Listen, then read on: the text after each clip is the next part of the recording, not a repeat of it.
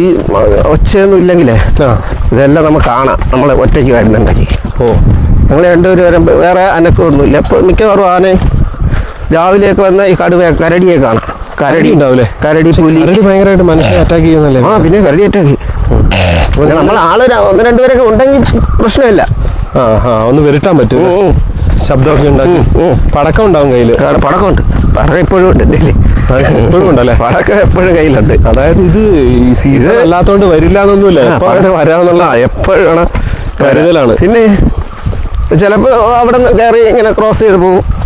ആനയായാലും ഒരു കൂട്ടം നമ്മളെ ഈ പുൽമേട് എന്ന് പറഞ്ഞ സ്ഥലം അട്ടയാറിന് മേളിലോട്ട് അവിടെ മിക്കവാറും എപ്പോഴും ഉണ്ടാകും ആനയില്ലേ? ആനയും ഈ കരടി, കാട്ടുപോത്ത് ഇതെല്ലാം അവിടെ ഉണ്ടാവും.